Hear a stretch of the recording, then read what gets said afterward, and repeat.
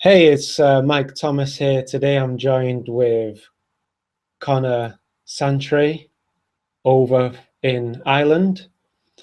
Conor, for those of the viewers out there who don't know you, tell us a little bit about yourself. Okay, well, first of all, thanks for having me on today, Mike. It's good to be here connecting with you. Likewise. In relation to me, a little bit about myself. Well, I am a transformational coach. I support people with growing into their best selves and with creating the best lives for themselves. And I have a YouTube channel called The Art and Science of Personal Transformation. That's actually where I met Mike, through YouTube. I started uploading videos about a year ago, and I think it was one I did on cold showers, the benefits of cold showers, that Mike spotted because Mike was doing those as well. And Mike left a little comment. And ever since then, we've just been kind of in each other's wavelength, so to speak. And yeah, I think that pretty much sums up what I'm all about: transformation, growth, health, well-being, and being our best. Yeah, I remember that. I remember that time when I was doing the cold showers, and so I was looking for other people who had discovered these cold showers, and I came across your video where you were talking about it. Actually, I don't know how it came about, but you said, I think you might have said it in your video that you also like to take warm showers sometimes. Oh, And you yeah. don't, and that gave me the permission to give myself a warm shower, if that makes sense. I thought, oh, actually, I do enjoy warm showers. Yeah. And so I kind of allowed myself to be a little more easy about the whole thing. So, I think maybe you might be referring to a video I did on hot showers for relaxation, which was about right. 6 weeks later. So maybe that one caught your eye. But yeah, I know what you're saying, Mike, about giving yourself permission to have a hot shower every now and then, maybe just to relax. Yeah, it is okay. Actually, this brings to mind a theme that I've been going through last year, which is allowing myself to take breaks, allow myself to take a nap, um, without feeling the need to always be constantly pushing myself. And I think you alluded to having gone through a similar thing last year. Would that be true? Very much so. That has been a big theme for my learning and growth over the past few years. I tend to be very much a striver and constantly wanting to study and improve and be my best and all that kind of thing. But when that was too dominant, let's say 2 or 3 years ago, I went through several periods of burnout.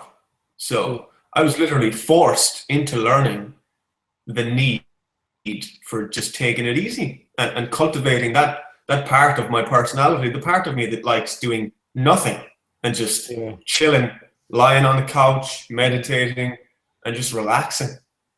Yeah, this is the thing, isn't it? Because it's like this whole idea of constantly pushing yourself non-stop is not maintainable. That's what I found. Absolutely not. Absolutely not. I think there's an ebb and flow to action and rest and recovery. Absolutely. It's almost like breathing. There's a respiration to it. Yeah, there's definitely a rhythm.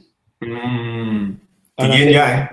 yeah, that's it. That's what you said actually on the cold shower thing. The yin and the yang. Exactly. So, Exactly. So you've experienced that already. You've been through that burnout. And so are you finding your own rhythm now? I certainly am. I certainly am. I wouldn't say I've mastered it, but I've gotten a lot better.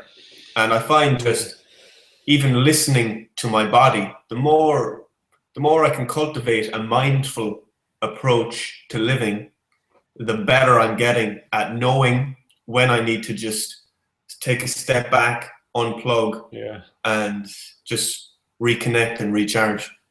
Yeah, so you're not afraid to honor that, because I think sometimes some of us, in the back of our minds, we know that we should take a rest, but we're afraid to honor that because we think, because fundamentally because of fear of, I've got to make the rent, I've got to put food on the table, and all those kind of fear-based beliefs. That we think that if we do take a nap, that those things aren't going to get done. Whereas I found that when I do rest, I can actually do more. Absolutely. It's almost like a way of sharpening the saw. Definitely. Because if we think of the analogy of cutting down a forest of trees, with a man doing that with a sword, and he's just hacking away every day, just tearing into those trees and never stopping. And then if we compare him to a man who stops every couple of hours and sharpens his sword, and it's the man who sharpens his sword that gets through that forest probably 100 times faster, because the other guy's sword is just going blunt. Yeah, so it's almost, I guess you could say, it's counterintuitive. We think that, I don't want to start rambling here, but this is an idea that I might have shared recently in one of my videos, that the logical mind thinks that the quickest way between A and B is a straight line. But life, I found, is a meandering path.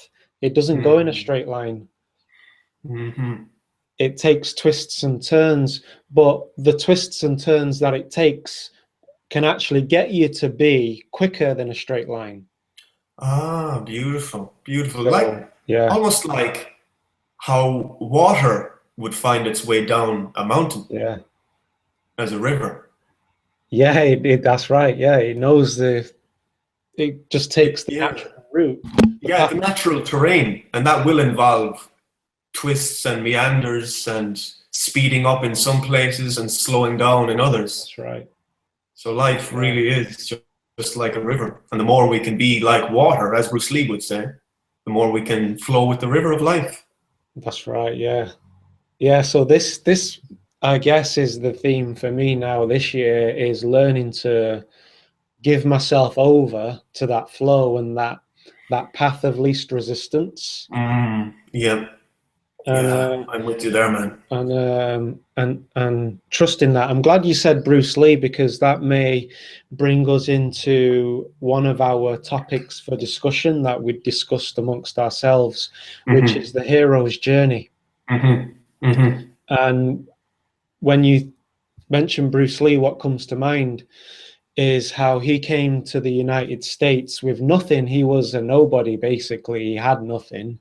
Yeah, he had a vision for what he wanted for himself and what he believed was possible. And he wanted to express his full potential, and he is a perfect example of somebody who was absolutely dedicated to that, and somebody who became the hero of his own story. Definitely. And, so what was it about the hero's journey that, like, how did that spring to mind as we were sharing ideas on what to talk about? What is it about the hero's journey that is important to you, I guess? Yeah, I love the idea of the hero's journey. But first, I just want to say, in relation to the Bruce Lee example. Yeah. Okay, Bruce Lee was a superstar, and everybody knows who he was, and he was super famous and just mind-blowing exhibitionist. And that's his story. I just want to emphasize that just because he became that person, he's not like a benchmark for all the rest of us to be like, you know, as super amazing or famous or whatever as him.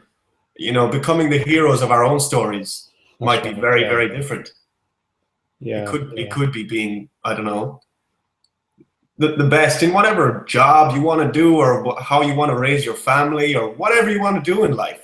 It's ultimately the meaning we place on it ourselves and how we feel about it in our own hearts. Yeah, definitely. I remember watching a video of Elliot Hulse. He's a YouTuber. You know about him. Very much so. In one of his interviews, he was asked, you know, what is success to you? And he says, well, you know, you could be a waiter in a restaurant and be a total success if you're happy in what you're doing and you're present with serving the people and you love what you do. Yeah. Love it. And you love giving good service. Yeah. To people and having people in the restaurant have you know, that could be. Yeah, I completely agree. Success. First of all, I love Elliot Hulse.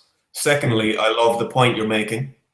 And thirdly, it reminds me of something that Robin Sharma, author of The Monk Who Sold His Ferrari, he talks about the leader who has no title, and that we're all leaders in our own lives. Sometimes we just need to remember that, and it doesn't matter what we're doing, as long as we enjoy it and have a bit of passion for it, then we are becoming the heroes of our own stories. Yeah. I think something that you'll find in this archetype of the hero's journey is challenge. And challenge, if you take out the challenge from that story, it's no longer the same story. I think one of the reasons why Rocky, you know, the Rocky trilogy, I think one of the reasons that resonates so strongly is because of the struggles he went through. Absolutely. You know, if you take that away, then it's not. You know, if he just had an easy ride, got in the ring, bang, knocked everybody out, you know, it just wouldn't be the same thing, would it? So exactly. I love the point you're making, that in every hero story there are going to be inherent challenges along the way, and they can show up in all different ways. It could be external circumstances, or it could be internal demons that a person has to face and conquer, such as fear, or perhaps wounding from their childhood that's actually unconsciously holding them back, or it could really be anything. But the bottom line is there are going to be inherent challenges and struggles, but they are necessary in order for us to transform into the people that we were born to be. Yeah, and I think that is something that I found that some people find difficult to come to terms with the fact, because to me it is a fact that, okay, yin and yang, light and dark, negative and positive, this is a realm of polarities, of light and dark, and you can't take away one. You can't have one without the other. And I think the moment that I decided to look upon the negatives in my life as lessons, as things to gain wisdom from, I think that point in my life is what was a turning point for me. I love it. It's so much about the meaning that we place on things. So framing, you could call it, which reminds Totally, me, which reminds me of Viktor Frankl and his book A Man's Search for Meaning.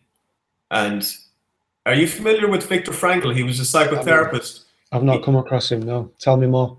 He was a psychotherapist, a Jewish psychotherapist, and he ended up in the concentration camps in Nazi Germany. I think I know where you're going with this. Yeah, the main message from his little book, anyway, was that he has found that the only true freedom that a person has when everything else is taken away from them, and at the end of the day, is the meaning we place on things, the attitude we choose to have in relation to our lives. And you just reminded me about that when it comes to something like pain, any type of pain. Yeah. I think we're conditioned to look at pain as bad, and we just want to get away from it. We want to get away from challenges and things like that. But if we have the right attitude and place the right meaning on it, like you said, we can take the wisdom and the learning from it. Yeah. Is he the guy who he was able to escape from the concentration camp because he pretended to be dead with the other corpses, and when they were disposing of the corpses, obviously he wasn't dead, he was pretending? Oh, you're talking about something else, obviously. I think I am talking about something else, and if if that was Viktor Frankl, then I can't remember that part of the book. But it's possible. It's possible that happened, but I actually can't remember that part. But I get your point, though. It's the meaning, right? Exactly. Exactly. What you touched on there about pain, to use a less intense example, but when I've heard of, I think it was Deepak Chopra who suggested this, that when you have a headache, rather than trying to distract yourself from the headache, actually go into the sensation of the headache. Oh, nice. And actually feel the throbbing. Wow. Of it. And I've actually tried this and been able to at least it appears to me that I was able to heal it a lot quicker than saying, oh, I wish I, rather than saying, oh, I wish I didn't have this headache. Now I'm not going to be able to do my work. I'm going to lose a day. Rather than taking the victim stance, to actually just be present with what is. Nice. And dive into it. Yeah. Which is, I suppose, what they advocate in mindfulness. And mindfulness meditation is to be present with our internal experiences and to have acceptance and just to hold them. Hold whatever experience it is gently, almost like a mother holding her hurt child. Yeah. That to me says it's not what happens to you. It doesn't so much matter what happens to you. It's not really about that. It's about meeting the challenges with grace. And it's almost as though when we allow them these demons and stuff, when we allow them to be there, it's as though we give them permission to leave. Oh, a lot of wisdom in that statement there. Whereas if we try and keep them away, it's like they just wind up pushing back. Absolutely. What we resist persists. Exactly, yeah. It rhymes, so it has to be true. That's right. What resists persists. So I guess we just got to let go more often.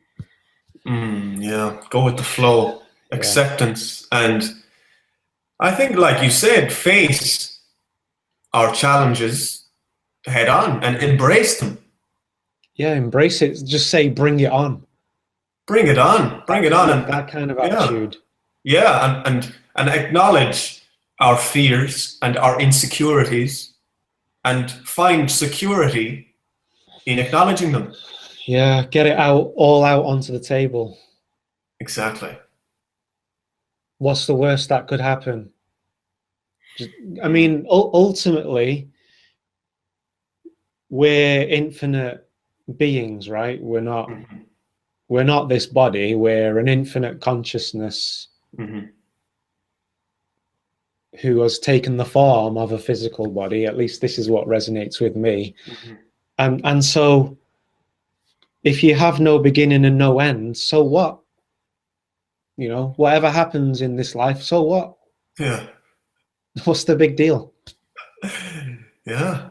I like your way of looking at it. So what? If we have no beginning and end, so what? Which again is using framing in a way. It's using your spiritual perspective to Yeah. make life easier. I think that could be quite difficult for someone who's actually in the struggle Mm. to find any solace in, because we often get attached to our story of victimhood, and it Mm-hmm. becomes part of us, and I think it can be difficult to kind of let that go, you know, to let go of what happened to me, and they did this to me, and Mm. or they're doing this to me, the government is doing this to me, and Mm-hmm. Mm-hmm. now look at what they're doing to us. And people draw a sense of self Mm. from the victim story. Absolutely, absolutely. It's like they get hooked into that archetype, and that archetype just starts to, without the person realizing it. I think they're finding a sense of control and a sense of self, as you said, in being the victim. But they Yeah. don't, yeah, they don't actually know it. And I love what we're doing now is identifying another archetype, which would be the victim, and we're also talking about the hero and staying in the hero archetype. But I suppose a lot of this is to do with awareness as well. Mind you, some people will gravitate into different archetypes without even realizing they're doing it. But I think the more aware we can be, the more empowered we are to have some conscious choice over the matter.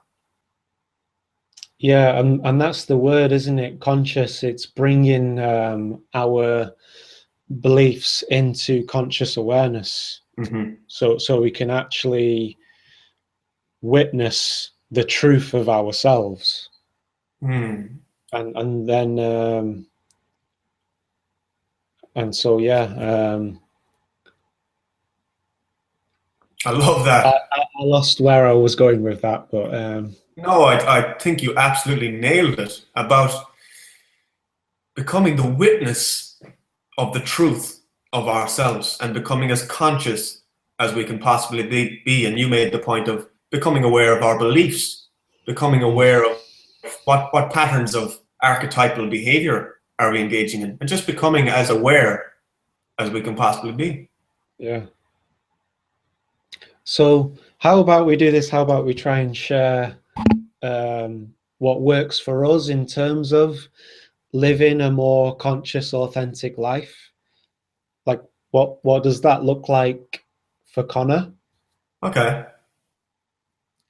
Would you Like, like me to answer so that? I like the idea actually. Yeah, the idea you're suggesting for us to come up with examples from our own personal lives as to how we embody this approach to living. right, yeah.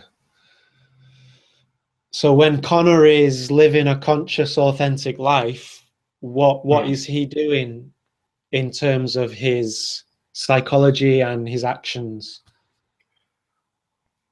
Well, one of the things he's doing is connecting with like-minded and like-hearted folks, like this guy called Mike Thomas. Right. I'm not sure if you know him. He's got a YouTube channel called You Are the Path. But yeah, I firmly believe that our relationships have a very big impact on our level of consciousness, the Right. type of lives we create for ourselves, our development, and our Yeah, well-being. totally. So that's one aspect. You need a mirror. I love that. And you can't get a better mirror than another person, a relationship, an interaction. So yeah, don't let me interrupt you though. Please continue with this. So living an authentic, conscious life. I really like the wording you put on it of having a mirror and the power of relationships for growth. And I think that's why coaching works so well. Yeah. Is because you've got a mirror, and I think that the best coaches are the cleanest mirrors. The ones who can reflect back to that person the truth of who they are. So what is it about a coach that creates this ability to be a good mirror for people? I think the more a coach works on him or herself, the better empowered they will be to be a clean mirror for people, because a coach who is committed to their growth and their development will be aware of their own issues. They will be aware of what their particular experience is, of what the client is talking about. And the coach will also be aware of whether or not they're projecting previous relationships onto this person. Yeah. All those kind of things, you know? Yeah, because sometimes you can go to somebody with a problem. Yeah. And they'll say, "Oh, you need to do this," or "Why are you letting them do that to you?" And rather than just taking a non-judgmental, does that make sense, Connor? It really, really does. Yeah. And not projecting their own stuff onto this person and their own agenda onto the person, but just not having an agenda, being a clean slate and just creating the space for this person's own agenda to blossom and for this person to go with their own path. And I think, and I think that's what we're getting at, isn't it? Because when I said Bruce Lee, you said, hold on a minute, you know, Bruce Lee had his own story of what being a hero in his own story meant for him. And we all have our own sense of rhythm and our own path of moving through things. And so when I think of the coaching relationship, what springs to mind is that I'm kind of rambling now, but that the other person, they have the answers within them. Exactly. And a good coach's role is to just facilitate those answers coming through and help the person to get in touch with their own wisdom, almost like just dropping a bucket into a well and bringing out that wisdom for the person to then use in their own lives. So what do we do if we don't have access to a coach? We don't have access to good relationships right now. Where would... That's a good question. What do we do in those situations? That's a good question. Well, I suppose... I have my own ideas. Yeah. Handing that over to you. I would actually like to hear your ideas on that, Mike. I guess... Yeah, I mean, again, it can be different for everybody, but I guess for myself, what I had to do was to just get away from social media, get some space, and just to be by myself. Yep. And I appreciate that can be difficult for people to do if they've got a lot of responsibilities. Yep. So I guess, however small, if you can carve out just a little bit of time, even if it's just 10 minutes Mm-hmm. of me time where you can be still. Mm-hmm. Mm-hmm. Finding stillness has helped me to get in touch Mm-hmm. with who I really am when everything was going crazy. Actually, I remember a time in my life where I was going through a difficult relationship Mm-hmm. that had ended, Mm-hmm. and it left a gaping hole here. It was like someone had shot me with a shotgun, Mm-hmm. Mm-hmm. and I just didn't know what I was going to do. And what I did do was I just turned off the TV. I just sat in pitch black Mm-hmm. with a hood up, Mm-hmm. kind of like a monk in a way. Yeah. Yeah. And all I did was I listened to Eckhart Tolle, Mm-hmm. the author of The Power of Now. Yeah. Yeah. And I just went into that space of noticing that, okay, there's this story going on. Yeah. You know, this story of what happened, and she said that, and what Yeah. if I had said this, and just Yeah. I just was able to. So it was the challenge of the breakup Yeah. that ultimately led to me becoming more conscious Ah, of right. of what was going on. So Right.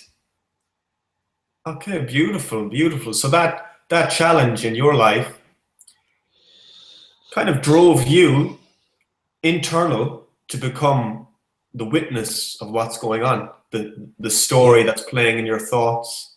You became aware of the sensation in your chest, and by carving out that peace and stillness, mm, you were able to find more harmony. that's right.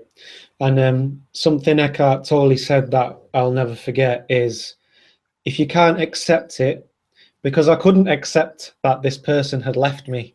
Mm-hmm. But Eckhart said, if you can't accept it, then you can accept that you can't accept it. Mm. That's so good. That is so good. And there was just something in that. It was just like it was like a light at the end of the tunnel. Mm. If you can't accept it, then you can accept that you can't accept it. Nice. Very nice. Yeah, I could just kind of. I mean, I was ready to hear that Yeah. time because I was already, I guess I'd already made the decision in my own head Yeah. that this is where the answer lies. The answer lies in getting a handle over what's going on in here. Yeah. It was no longer about trying to control the outside circumstance. I getcha. So Yeah. Yeah. You could only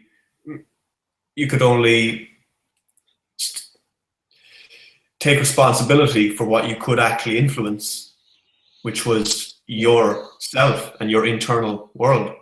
that's right.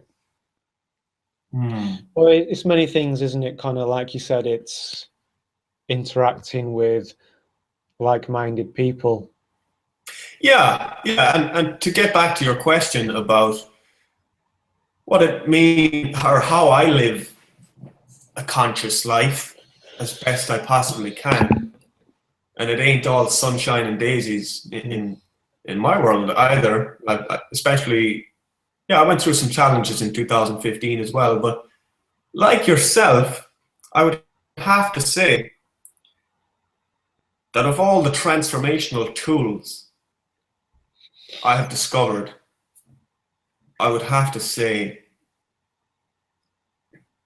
going within and becoming mindful is Mm. probably up there with the most empowering, and especially something I've started doing, which I got from the work of Dr. Dan Siegel, which is called the Wheel of Awareness. And it's Mm. all about cultivating our aware self, cultivating that hub of our mind and our being, which is aware of all of our experiences, whether it's different sensations in our bodies, all the way from our heads to our toes, whether it's being aware of our emotional state, our thoughts, everything. So the wheel of awareness is fantastic, I find, for integration, health, growth, and well-being. Yeah, definitely. Just whilst you were sharing that with me, I'm conscious of my own body right now and breathing and relaxing Mm-hmm. into the moment. And Mm-hmm. I think what's helped me to do that is the practice of qigong and yoga, Mm-hmm. which encourages you to become consciously aware. Right, yoga and qigong. Mm. Yeah, have you been practicing those for long, Mike? Well, on and off. I'm by no means a master of discipline. I've not mastered the discipline of showing up every morning and every evening to do qigong. And the reason I say that is the reason why I make a point of saying morning and evening is because I think these things, they do need to become a daily ritual, because there's a compound effect that Mm-hmm. comes with doing something on a daily basis. Oh my God, yeah. So like the compound effect is, if you take £2 and you double it, Mm-hmm. becomes £4. If you double it, becomes £8. Mm-hmm. How many times do you think you'd have to double it before you'd have 1,000,000? Well, I'll tell you, you wouldn't have to double it very much. That's the compound effect. Love it. And I think if you have a daily, you set aside quiet time for yourself for these kind of practices, whether it be reading, whether it be breathing, spending time in nature. If you do it daily, it will change your life.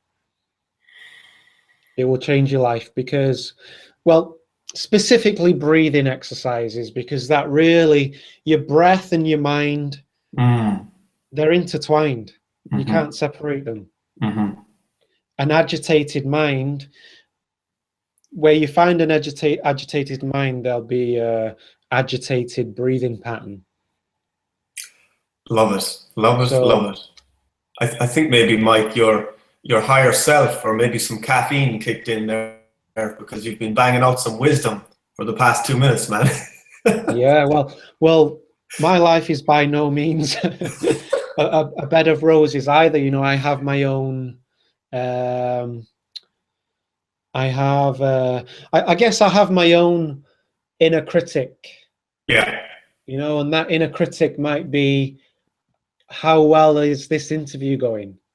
Yeah. Yeah. And am I saying the right things? And what does he have to say about that? Yeah. What does your inner critic have to say about the interview? Well, I guess I became conscious of, well, the point I really want to make about that is it doesn't really matter what the inner critic is doing. It can become almost like a TV in the background. You're aware that it's there, yeah, but you don't really give so much importance to it anymore. Yes, and I think it's learning to be able to, you use the analogy of like a mother with her child. It's kind of learning to allow it to accompany you on the journey. I think you were saying that. Were you talking about the ego in one of your videos? Well, the second video I ever uploaded is called The Inner Critic. Ah, right. Yeah, and I talk about, just like what you're saying, becoming aware of it and starting to just embrace it and take it along for the journey, and not and even by becoming more mindful of it, I feel we can start to almost transform it into a more positive force. Just a part of us that's keeping checking on things. And maybe sometimes it will get a little bit hard on us, but Yeah, the more mindful we can be of it, the more it can become our own inner champion, that's right. or an inner mentor, or Yeah, something empowering anyway, as yeah, opposed to definitely. calling us a piece of shit. Yeah. Definitely, it can become, the Chinese use the analogy of a big, strong gorilla. Oh yeah, And the practice of Qigong is all about, okay, you do the Qigong, the yeah, gorilla's going crazy, or like a monkey swinging from tree to tree, you know, thoughts going on in your head. And you may have to tie the monkey up to mm-hmm. the tree at first, and you feed it bananas, you know, Mm. and eventually the monkey realizes that actually you're the master and that it's safe with you. Then you can untie it and it will be your servant. Yeah, And yeah. What I really like about that and everything we're saying about this is that it's making the whole thing more tangible.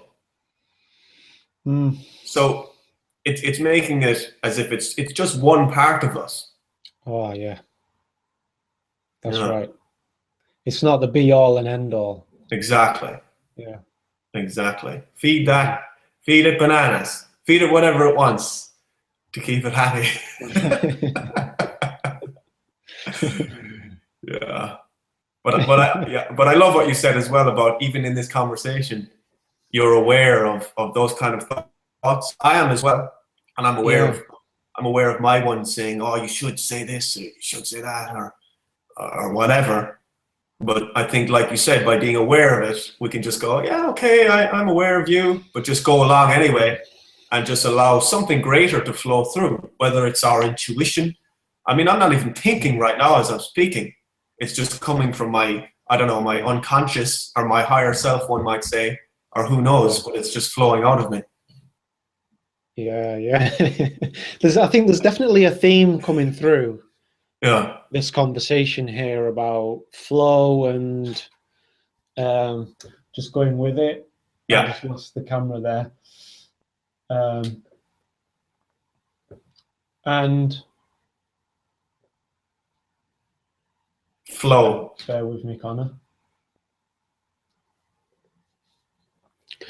There's definitely this theme of flow, and what I want to say, just to go back to this idea of this inner critic. Mm-hmm.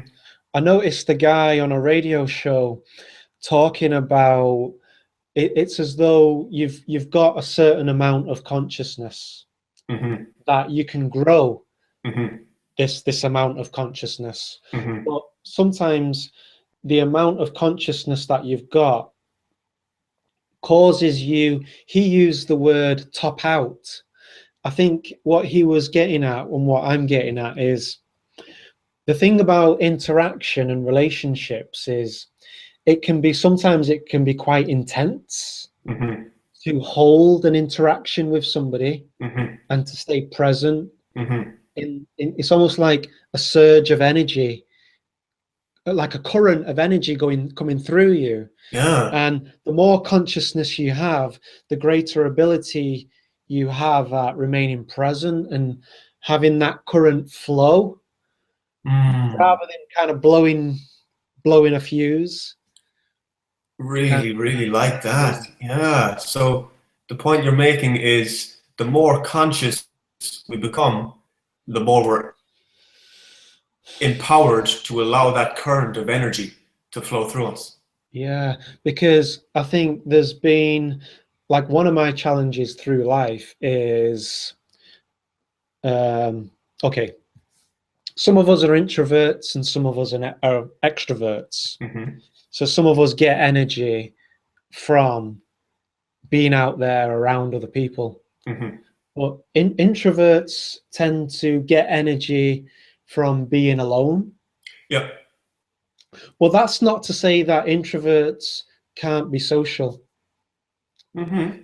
You know, you can be an introvert and still be social. Mm-hmm. And so I've had to, I guess, it's all about learning to be comfortable. Like my journey really is all about learning to become comfortable with all aspects of myself. And yeah.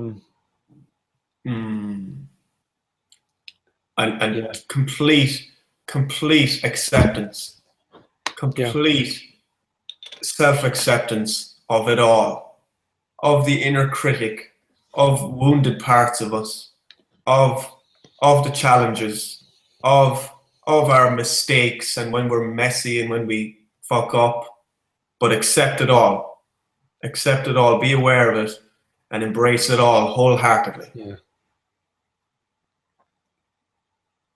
Mm-hmm.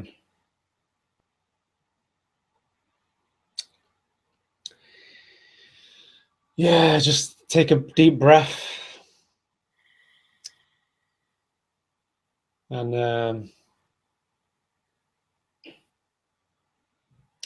on that note, Conor, I think we've I think what I will take from our conversation today is it's really brought home to me. I think it's made it more tangible, like you said about the ego. It's making it more tangible. Mm-hmm. But just the journey that I'm going through now, it's making it more tangible. Mm-hmm. That it's really now for me about learning to find this flow. Mm-hmm. and get into the flow and just see where it takes me. Mm-hmm. Not be so preoccupied with how I'm going to get there. Mm-hmm. And just continue the daily practice of meditation, qigong, and continue to do things like this, to meet with people, say, hey, let's meet up, let's interact, let's do Mm-hmm. this. Who Mm-hmm. knows how it will go? It might be rubbish. Mm-hmm. Who knows? All I know is I'm compelled to do it. And so I'm going to answer that calling. I was called to contact you Mm-hmm. and say, hey, let's meet up and hang out. Mm-hmm. And I honored it, and I'm glad I did. I'm glad you did as well. It's showed me what I need to work on. Right. And it showed me that, okay, there's still that little inner critic there a little bit, but that's okay. It's because it's shown up, I've been able to relax into it a little bit more. Beautiful. So beautiful. As you said all of that, the time was 11:11. I'm not sure if that means anything to you. Yeah. I've heard people talk of this. Yeah. Yeah. So what does 11:11 mean to you? Well, I wouldn't go too much into any kind of metaphysical power or importance to it. For me, it just, when I see 11:11, I just notice whatever's going on in the moment in my life, and I almost take it as a little thumbs up from the world or life or the universe, as to say, there's good stuff. This is good. Keep going. Exactly, and be mindful of whatever's going on in this moment. Yeah, it's definitely a signpost. A signpost is right. Yeah. Is right.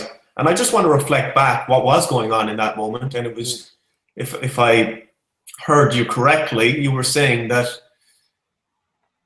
a big part of your growth moving forward and living a better life is to go more with the flow, to go a bit easier on yourself, to be aware of that critic, and to have your daily practices and not get too caught up with trying to control everything, but just to have your daily focuses and to just go with the flow.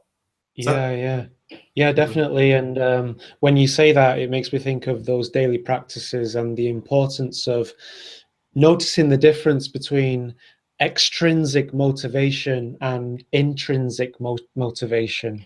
Mm-hmm. So now I'm doing the qigong, mm-hmm.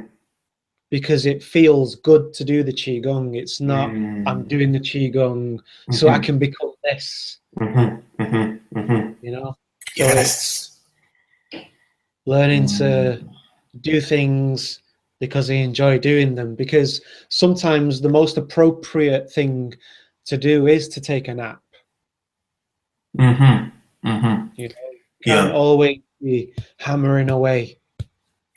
Exactly. We need to listen to our bodies, listen to our intuition.